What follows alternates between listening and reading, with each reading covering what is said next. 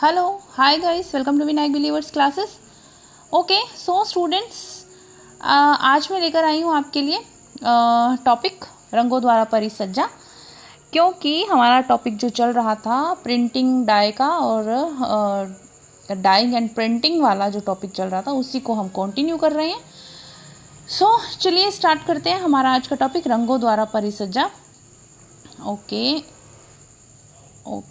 चलिए let's start the today's topic. ये देखिए रंगों द्वारा परिसज्जा जो होती है, देखिए वस्त्र, जो कोई भी वस्त्र हो उसको सुंदर बनाने के लिए और उसको अट्रैक्टिव बनाने के लिए, तरोताज़ा बनाने के लिए रंगों का यूज़ किया जाता है. रंग न केवल आपके क्या बोलते हैं वस्त्र को सुंदरता देते हैं, आपके मानसिक जो भी आपको सेटिस्फैक्शन होता है ना, आँखों को भी वो अच्छा सुख पहुँचाते हैं जब कोई भी कलरफुल हम चीज़ देखते हैं. तो इसीलिए क्या किया जाता है, रंगों से द्वारा फिनिशिंग की जाती है वस्त्रों पर भी. ठीक है, तो वो किस तरीके से की जाती है देखिए. इसमें सबसे पहले आपके आ जाता है रंगाई की दो विधियां आती हैं, रंगाई और छपाई. ठीक है, अब रंगाई की दो विधियां आती हैं जिसमें रंगाई की जाती है और रंगाई जो है वो अलग अलग जो रेशे होते हैं, ठीक है, जो अलग अलग रेशे होते हैं, अलग अलग रंगों के प्रति उनकी एफिनिटी जो होती है वो डिफरेंट होती है, क्योंकि डिफरेंट कैटेगरी के रेशे होते हैं. फाइबर्स जो होते हैं वो डिफरेंट कैटेगरी के होते हैं.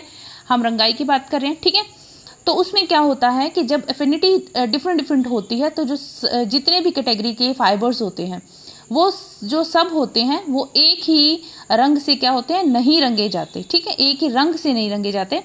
फिर कुछ रेशे ऐसे होते हैं जो आपके एसिटिक डाइज होती हैं उन पर, ठीक है, एसिटिक रंगों से रंगे जाते हैं. कुछ ऐसे होते हैं जो एल्कलिन डाई या फिर कुछ होते हैं न्यूट्रल रंगों से रंगे जाते हैं.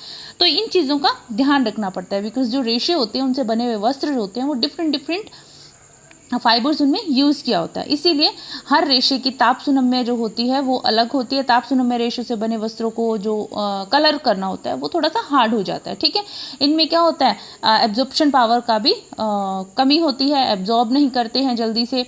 ठीक है, और जो ऊनी रेशे होते हैं अम्लीय उन पर रंग जो होते हैं, एसिटिक डाइज जो होती हैं वो उन पर अच्छी चढ़ती हैं. ठीक है, उनसे कलर भी उन पर अच्छे चढ़ते हैं. तो ये सब चीज़ों को ध्यान में रखते हुए ही रंगाई की जाती है. तो देखिए रंगाई की जो आपके प्रक्रिया होती है वो अलग अलग तरीके की होती है. प्रक्रिया में तीन चीज़ें जो है वो यूज़ की जाती हैं. अब देखिए तीन चीज़ें क्या यूज़ की जाती हैं, जिसमें आपके सबसे पहले क्या आ जाता है, वस्त्र को गीला करना. जब आपको रंगाई करनी है तो सबसे पहले क्या करना पड़ेगा, आपको वस्त्र को गीला करना पड़ेगा. देन कलर को अम्ल, क्षार या अन्य घोल में डुबाना. ठीक है, रंग को उसके अंदर घोलना, अम्ल या क्षार, और रंग के अतिरिक्त कणों को हटाना एंड देन उसको पक्का करना. ये चार जो प्रक्रियाएं हैं ये कोई भी डाई किया जाता है तो उसके अंदर ये चार प्रक्रियाएं यूज की जाती हैं. ठीक है, तो देखिए इसमें सबसे पहले क्या आता है, आपके वस्त्र को गीला करना. वस्त्र को गीला करने के ये जो चारों स्टेप्स हैं ये प्रक्रिया पहले की जाती है. सबसे पहले क्या करेंगे, वस्त्र संपूर्ण डुबोने वाली विधि में सबसे पहले क्या करते हैं, वस्त्र को भिगो देते हैं. ठीक है, और उनसे क्या हो जाता है, रेशे होते हैं वो फूल जाते हैं. ठीक है, रेशे जो है वो थोड़े पानी में डालने के बाद फूल जाते हैं. उसके बाद जो रंग होता है उसका घोल बनाते हैं और उसको वस्त्र को उसमें डुबा देते हैं. जो आपके वस्त्र की जो सतह है उसके कणों के संपर्क में जब रंग आता है और ताप और नमी के कारण ये क्या होती है, चेन टूट जाती है. ठीक है, चेन टूटने के बाद वस्त्र पर क्या होता है, कलर चढ़ जाता है. ठीक है, ये होता है इसका प्रोसेस जिससे रंग पक्का हो जाता है. तो ये जो 4 प्रोसेस जो हैं, ये 4 स्टेप्स जो हैं इनसे होकर गुजरना पड़ता है जब रंगाई की जाती है वस्त्रों की.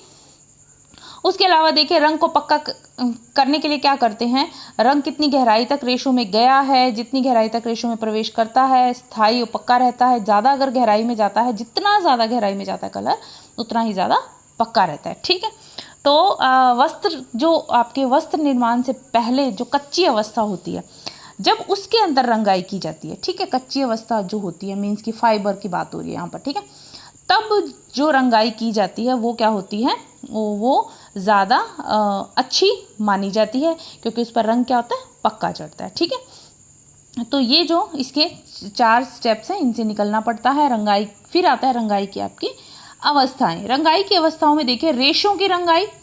सबसे पहले क्या आ जाएगा, रेशों की रंगाई. जो रंगाई के स्टेप्स हैं, ठीक है, तो उसमें भी क्या आता है आपके जो अलग अलग तरह की रंगाई है जिसमें रेशों की रंगाई आ जाती है.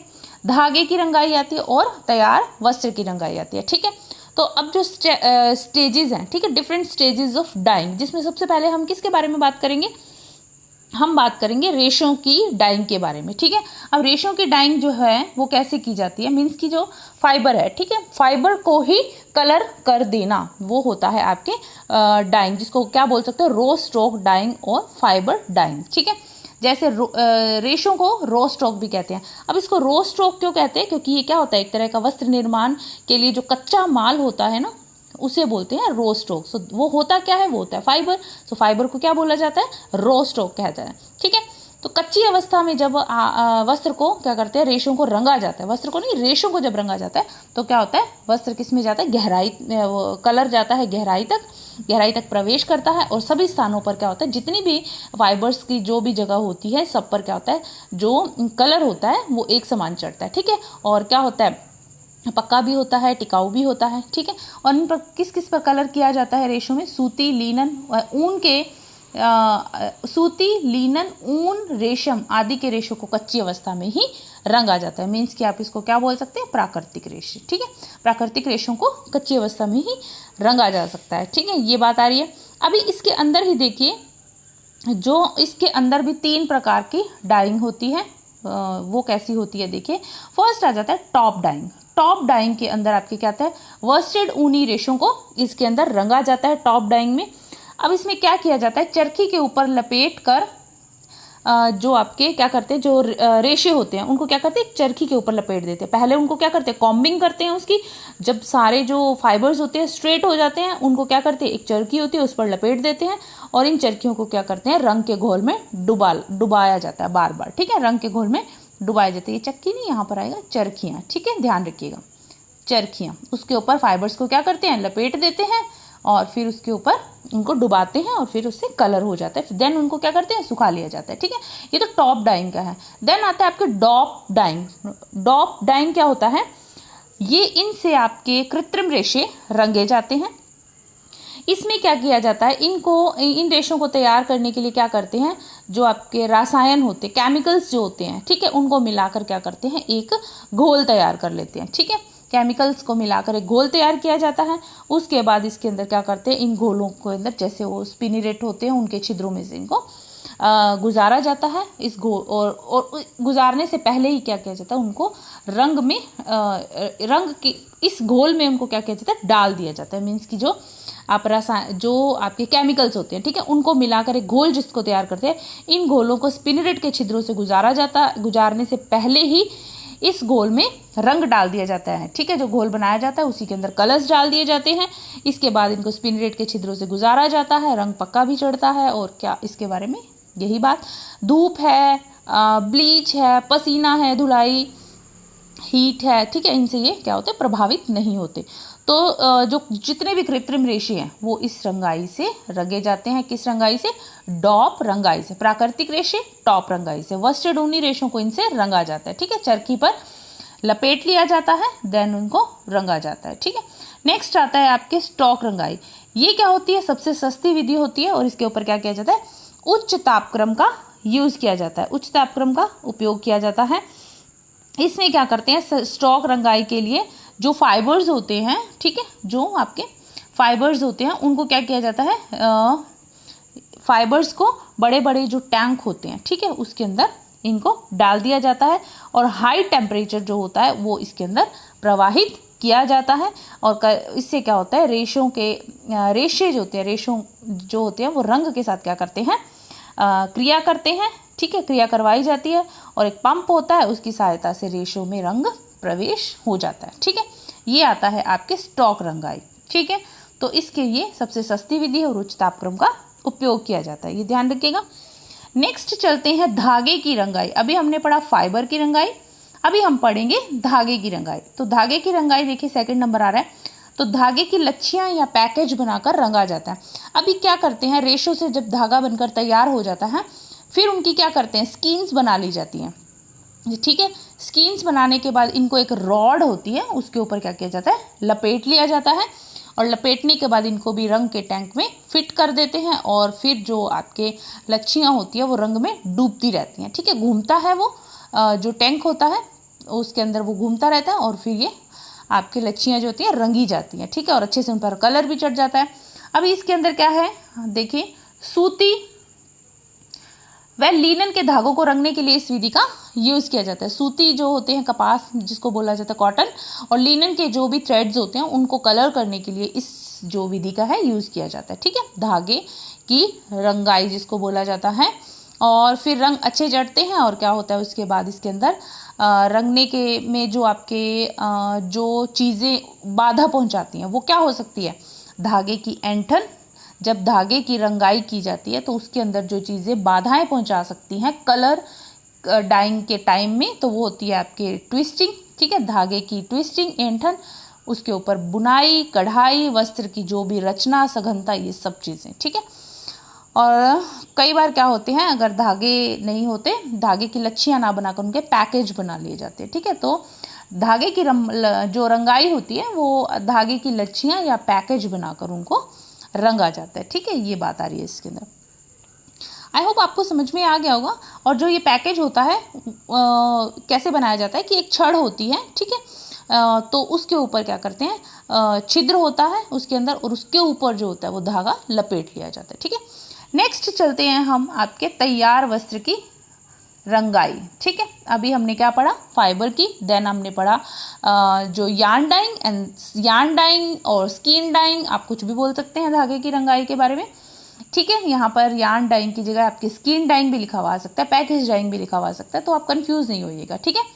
तैयार वस्त्र की रंगाई की बात कर रहे हैं कि अगर रेशे जो होते हैं, रेशे और धागों की रंगाई नहीं हो पाती, कुछ रेशे ऐसे होते हैं जिन पर कलर नहीं चढ़ता, अगर उन पर रंगाई नहीं की जा सकती, देन क्या किया जाता है, वस्त्र को ही रंगा जाता है, ठीक है, वस्त्र बनने के बाद ही उसको रंगा जाता है। तो कलर अच्छे चढ़ते हैं उन पर भी और इजी हो जाता है कलर करना, तैयार वस्त्र पर रंगाई करना ऑब्वियसली इजी हो जाता है। और जो आपके खर्च भी इस पर क्या आता है, कम आता है, एक्सपेंस कम आता है, इजी होता है कलर करना, और जो फैशन है उसके अकॉर्डिंग जो है वो कलरिंग हो जाती है उस पर, ठीक है। इसके अलावा इसके अंदर और कोई खास बात नहीं है। लेकिन इसको बार बार अगर धोते हैं तो ये फीका भी पड़ जाता है कलर। समय, शक्ति, श्रम जो इसके अंदर लगता है वो कम लगता है। कलर्स इन डिमांड, मतलब डिमांड के कलर्स बनाए जाते हैं, ठीक है। जो भी कलर्स जो होते हैं वो डिमांड में होते हैं, तो उन्हीं के द्वारा, उन्हीं कलर्स से जो फैब्रिक होता है उसको कलर किया जाता है, डाई किया जाता है, ठीक है। सो ये तैयार वस्त्र की रंगाई की बात आ रही है, ठीक है। तो तैयार वस्त्र की जो रंगाई होती है इसके अंदर आपके 6 टाइप्स जो हैं वो यूज़ किए जाते हैं। 6 तरीके से ये रंगाई की जाती है, जिसमें जिग डाइंग आती है। जिग डाइंग क्या होती है, इससे एसीटेट, रेयोन, नायलॉन, पॉलिस्टर के जो फैब्रिक होते हैं उनको कलर किया जाता है, ठीक है। इसके अंदर ये बात आ रही है और डिफरेंट शेड से रंगाई हो जाती है। उसके अलावा इसके अंदर आपके क्रॉस डाइंग आती है। क्रॉस डाइंग क्या आती है, 2 या 2 से अधिक रेशे, देश नहीं रेशों से, ठीक है, 2 या 2 से अधिक रेशों से बने वस्त्र जो होते हैं उनको रंगा जाता है, ठीक है। 2 या 2 से अधिक रेशे वर्ग के, ठीक है, 2 या 2 से अधिक वर्ग के जो रेशों से बने वस्त्र होते हैं उनको रंगा जाता है इसके अंदर। जैसे मान लीजिए कॉट्स वूल है, ठीक है, कॉट्स वूल, तो इसके अंदर क्या है, कॉटन और वूल दोनों मिलाए हुए हैं, 2 तरह के रेशे हैं, तो इसको क्रॉस डाइंग से डाई किया जाता है, कलर किया जाता है। तो जब 2 या 2 से अधिक रेशों से बने जो वस्त्र होते हैं उन पर हर जो रेशा होता है उसकी सादृश्यता कलर के प्रति डिफरेंट होती है, फिनिटी अलग होती है, तो अलग अलग तरह के कलर्स चढ़ते हैं, ठीक है। ये आ रही है बात। उसके अलावा देखिए इसके अंदर बांध कर रंगना आप समझ गए होंगे, बंधेज की बात हो रही है। इसमें क्या करते हैं, देखिए सूती, रेशमी, ऊनी वस्त्र को रंगा जाता है और इसको भी 3 चरणों से क्या किया जाता है, निकाला जाता है। कैसे, इसमें क्या करते हैं, सबसे पहले क्या करते हैं, वस्त्र के ऊपर कोई भी डिजाइन अंकित कर देते हैं उसको, या फिर वस्त्र को तह कर देते हैं, ठीक है। अब तह कर देते हैं तो उसके बाद क्या करते हैं, नमूने बनने के बाद डिजाइन को अलग किया जाता है। अलग करना मीन्स कि नमूना बनने के बाद डिज़ाइन को अलग कर दिया जाता है और फिर उसको रंग दिया जाता है। मीन्स कि जहाँ डिज़ाइन बना होता है वहाँ पर उसको बांध भी दिया जाता है, ठीक है। नमूनों को कसकर क्या करते हैं, बांध देते हैं ताकि उसके अंदर कलर ना जाए, क्योंकि हमें क्या करना है, नमूना शो करना है, तो फिर वहाँ पर उसको बांध देते हैं, देन उसके अंदर कलर ना जाए इसलिए उसको बांधा जाता है, ठीक है। और इसको क्या बोलते हैं, आप बंधेज भी बोल सकते हैं, बंधेज विधि। बंधेज विधि जो होती है, इससे कलर करते हैं जब फैब्रिक्स को, तो इनसे पहले क्या करते हैं, इनको जो लाइट कलर्स होते हैं उनका यूज़ किया जाता है इसके ऊपर, ठीक है। देन इसके ऊपर डार्क कलर्स का यूज़ किया जाता है, ये बात आ रही है। उसके अलावा रील रंगाई। रील रंगाई में क्या होता है कि वस्त्र के जो दोनों एजेस होते हैं, ठीक है, वस्त्र के जो दोनों एजेस होते हैं इनको क्या किया जाता है, सील कर लिया जाता है, ठीक है, इनको सील कर दिया जाता है। और इससे कौन से वस्त्र रंगे जाते हैं, हल्के वजन के वस्त्रों को रंगने के लिए सबसे अच्छी विधि कौन सी है, रील विधि जो है हल्के वस्त्र को रंगने के लिए सबसे अच्छी विधि है। संयुक्त रंगाई। संयुक्त रंगाई में क्या होता है, इसमें भी विभिन्न वर्ग के रेशे जो होते हैं, बने वस्त्र जो होते हैं विभिन्न वर्ग के रेशों से, उनको एक समान ही रंग में रंगना हो तब किया जाता है संयुक्त डाई का यूज। संयुक्त डाई की विधि का उपयोग जो है वो आपके वस्त्र पर एक मतलब कि सेम कलर जो होता है, एक फैब्रिक पर डिफरेंट टाइप के रेशों से अगर फैब्रिक बना हुआ है लेकिन फिर भी सभी रेशे समान कलर के हो जाएं, तब संयुक्त डाई का यूज किया जाता है, ये आप ध्यान रखिएगा, ठीक है। और निरंतर मशीन द्वारा, इसमें क्या होता है, अधिक लंबे और बड़े वस्त्रों को रंगने के लिए, वस्तुओं नहीं वस्त्रों को रंगने के लिए, ठीक है, ज्यादा लंबे बड़े वस्त्रों को रंगने के लिए निरंतर रंगाई का यूज किया जाता है, ठीक है।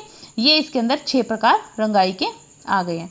नेक्स्ट इसके अंदर आपके आ जाते उच्च तापक्रम वाली रंगाई। उच्च तापक्रम वाली रंगाई के आपको उसके नाम से समझ में आ रहा होगा, हाई टेम्परेचर प्रोसेसेस, जिसमें हाई टेम्परेचर का यूज किया जाता है। इसमें भी क्या करते हैं, जो आपके थर्मोप्लास्टिक फाइबर्स होते हैं, ठीक है, थर्मोप्लास्टिक फाइबर्स को बने वस्त्रों की रंगाई के लिए इसको अधिक ज़्यादा मतलब टेम्परेचर की ज़रूरत पड़ती है और उच्च तापक्रम वाली रंगाई विधि यूज की जाती है, जो कि 2 टाइप्स की, थर्मोसोल विधि और नरम धातु वाली विधि या फिर मॉल्टन मेटल विधि।